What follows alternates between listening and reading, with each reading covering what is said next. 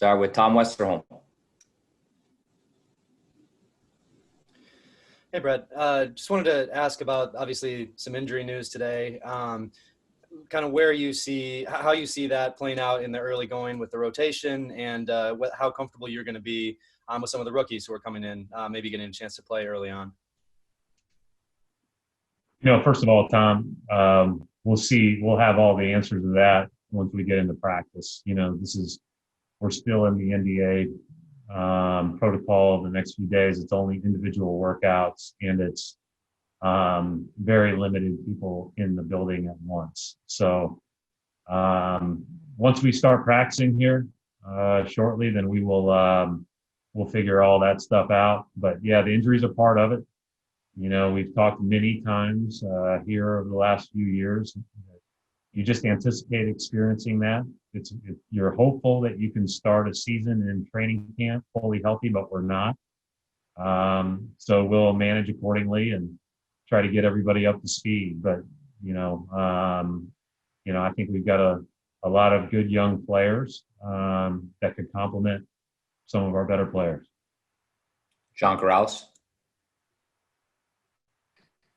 Hey, Brad. How comfortable are you with the current COVID protocols and how things would be handled if someone happens to test positive?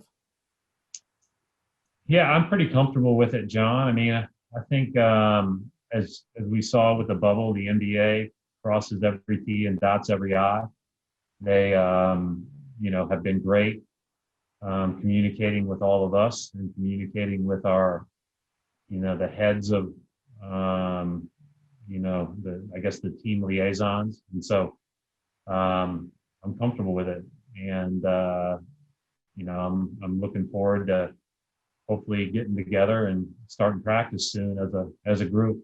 It's been a short break in some ways, but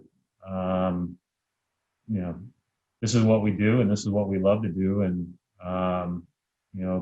we're hopeful that everybody continues to be safe and we're able to do this thing right. Mark Murphy.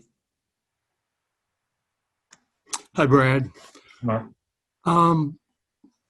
You've lost 3 major free agents over the last 2 years. Is that at all dismaying to you as a coach?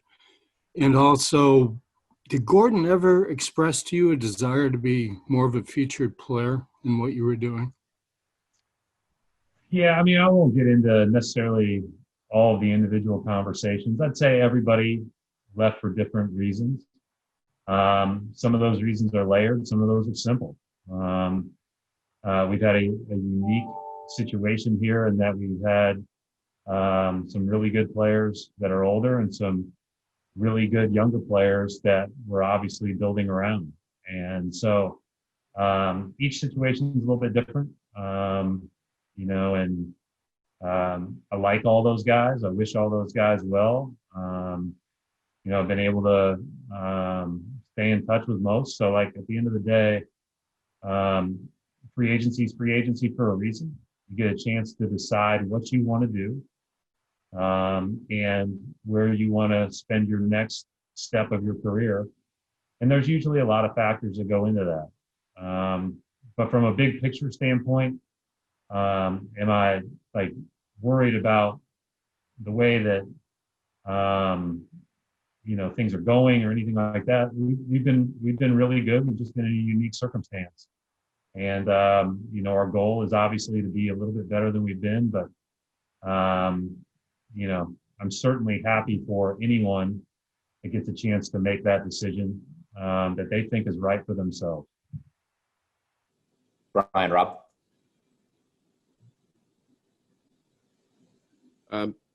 Just for going back to Gordon, Brad, just how tough of a loss is that for you guys from just an on-court standpoint and, trying to replace what he did for you guys?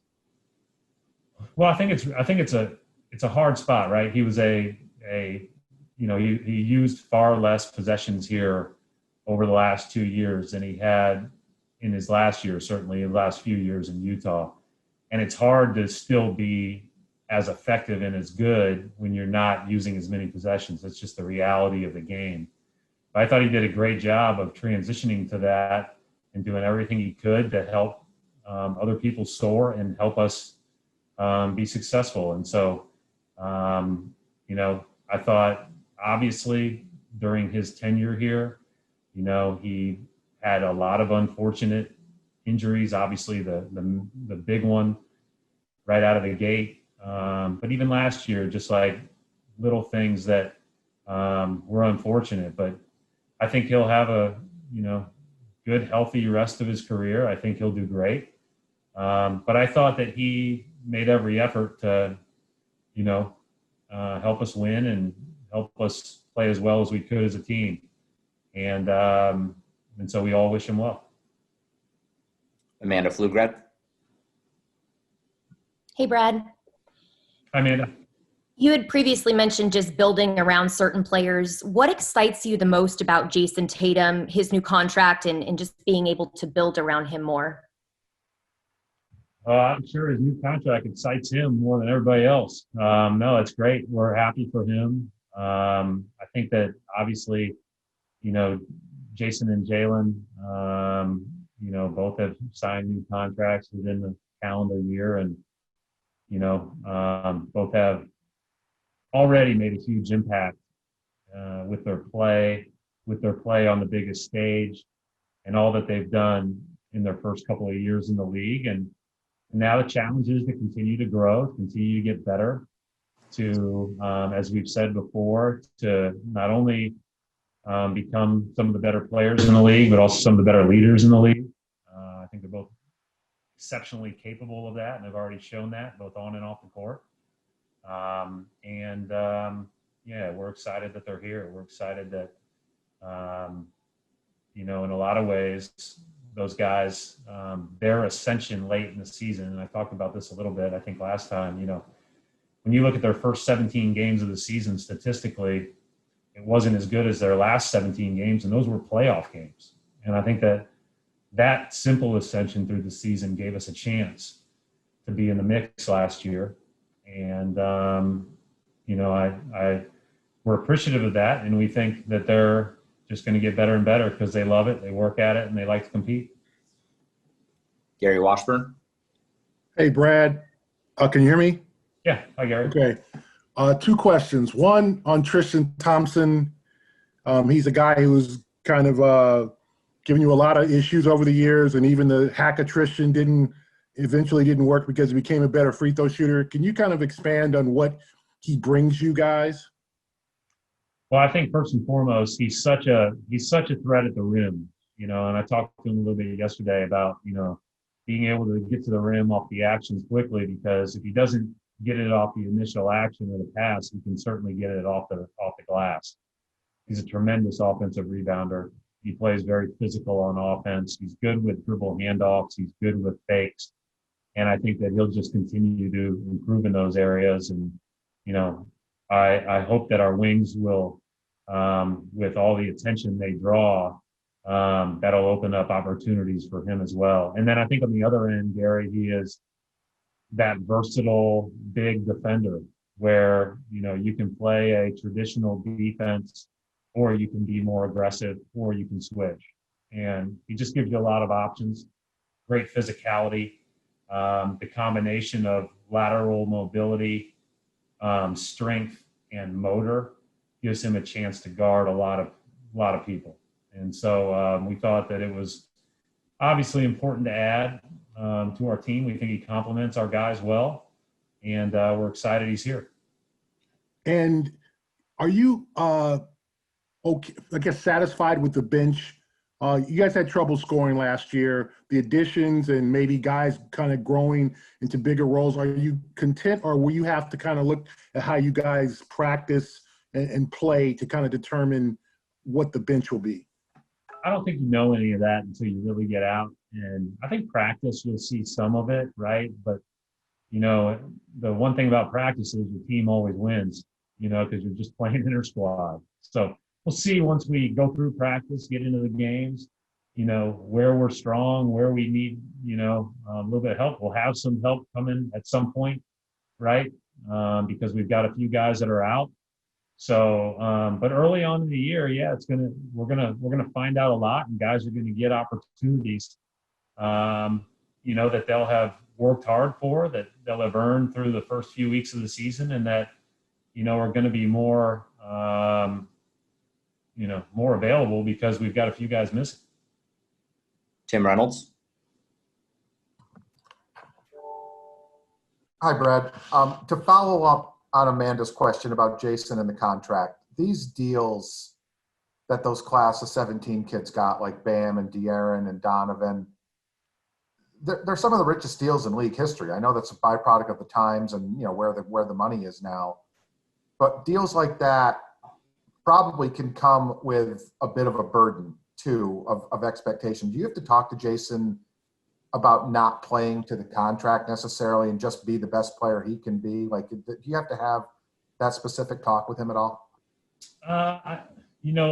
Maybe in passing, Tim.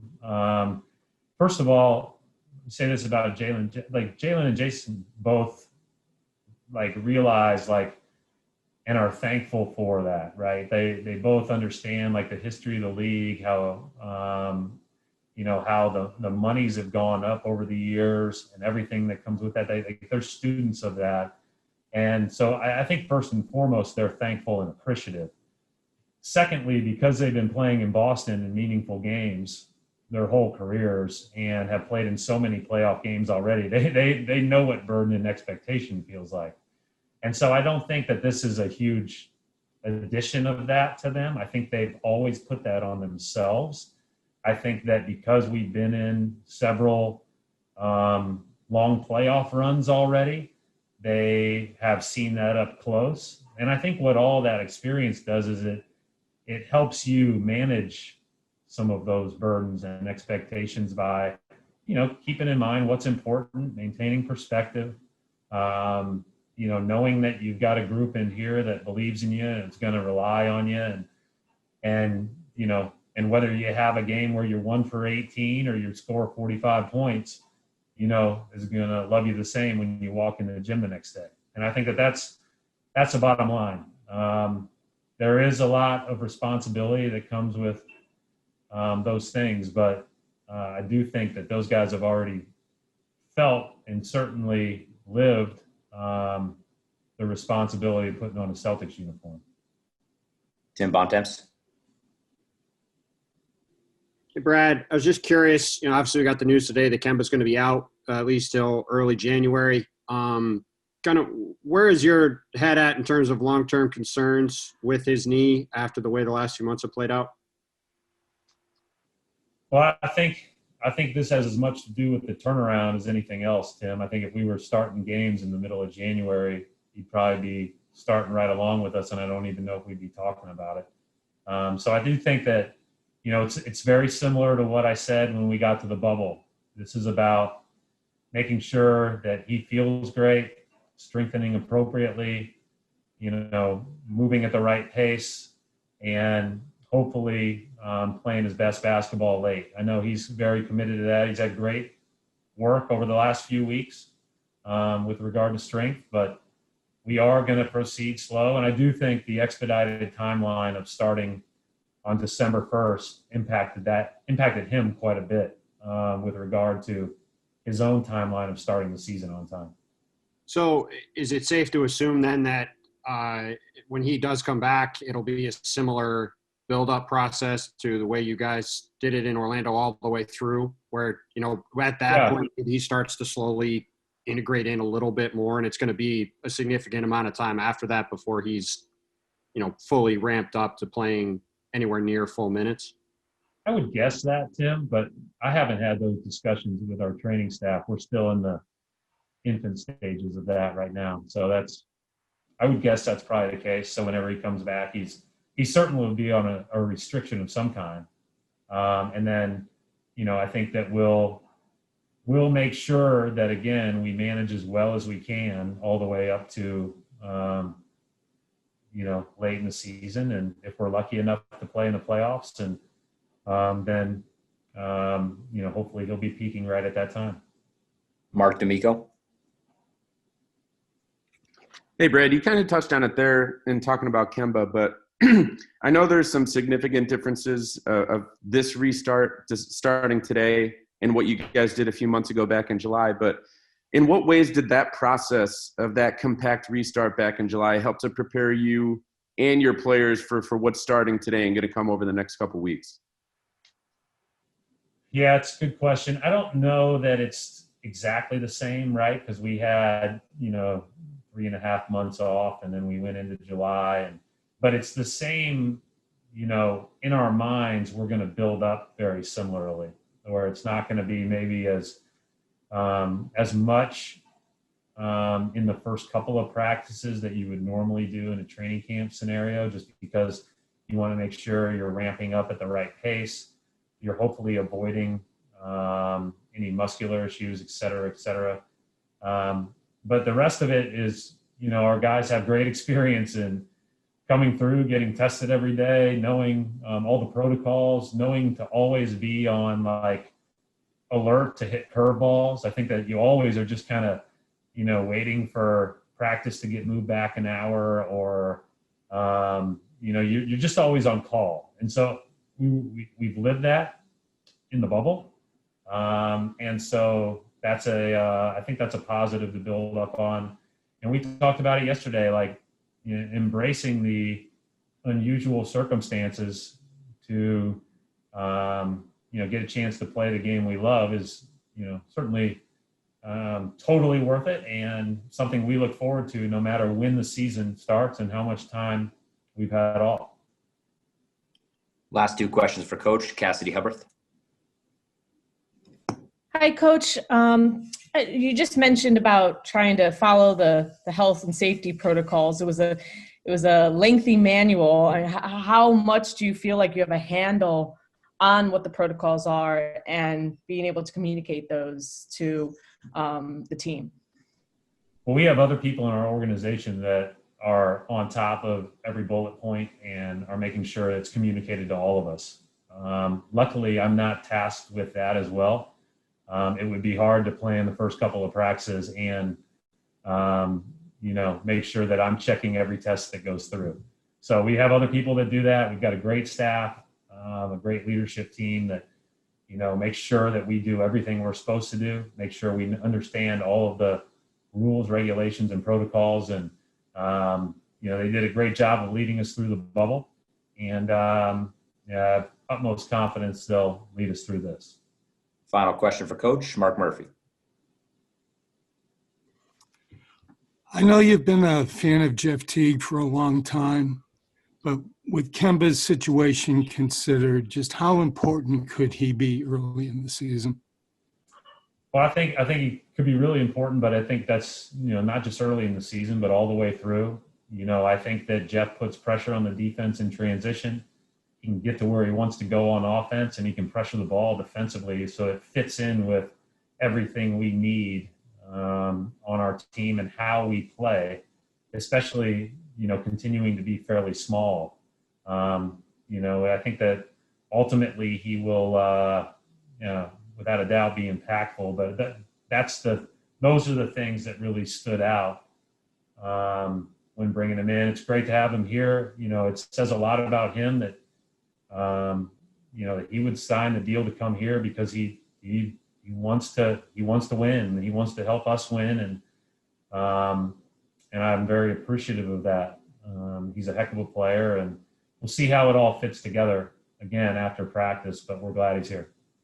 All right, Coach. Thanks very much for your time. We'll wrap it up right there.